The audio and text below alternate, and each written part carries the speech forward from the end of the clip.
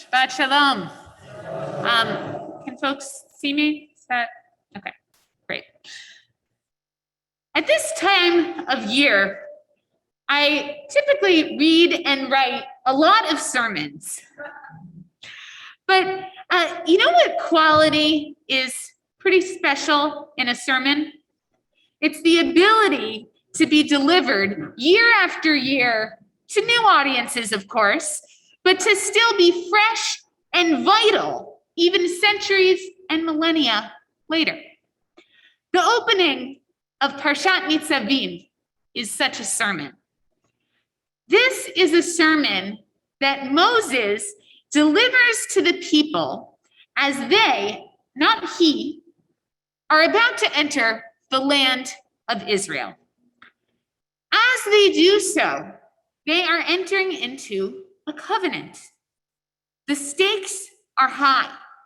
If they fulfill their side of the bargain, things will go well. If they reject God and God's commandments, they'll be sorry. Moses really wants to make sure that the people internalize his message because he won't be there to guide them on this next step of their journey. What does Moses say to them? Today, you are standing here before God. All of you, from rich to poor, from key members of the community to those at the margins, as we heard from Rabbi Lerner this morning, from the water drawer to the wood gatherer, everyone. And not only you who are here, standing here today, but those who are not. Moses is not just speaking to the Israelites who were there before him. He's speaking to every Jew all the way into the future. And in fact, this parsha is always read on the Shabbat before Rosh Hashanah.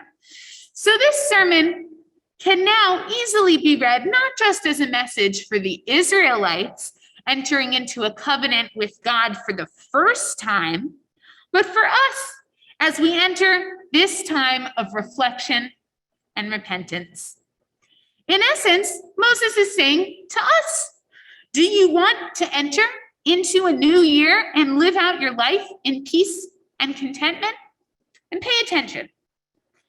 There are three features of Moses' sermon that jump out as being particularly relevant to this time of the year. First, the urgency. Moses repeatedly uses the word hayom, today. And in fact, this word appears 14 times in Parshat Nitzavim. And really, you can see it as two halves. So each half has it 7 times. And of course, 7 is a number that in the Bible symbolizes completion. 7 days of the week, that's a complete week.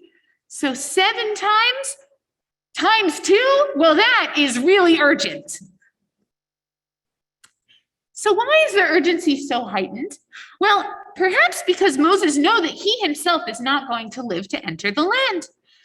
He might be getting anxious as his own death is approaching, both about himself and about the need to impart this message.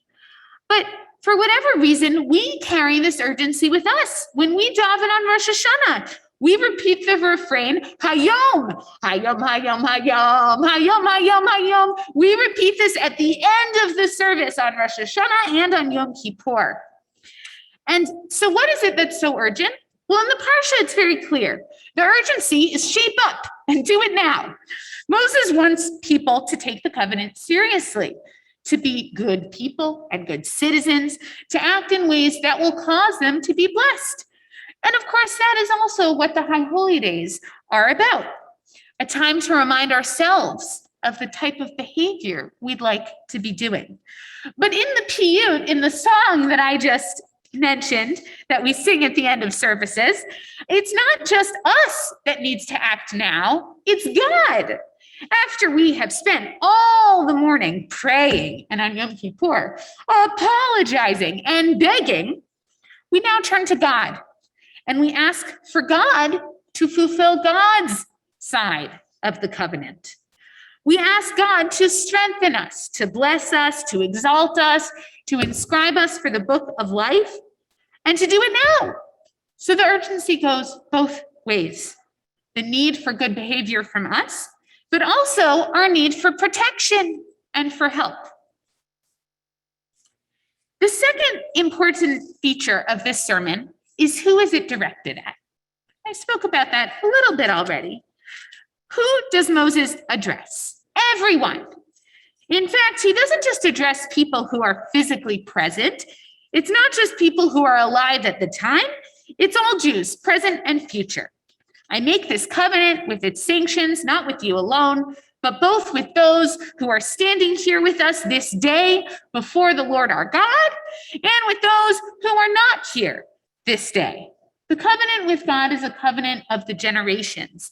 And in fact, this verse is one that some people use at covenant ceremonies to welcome Jewish babies into the Jewish people, because it specifically includes those future generations.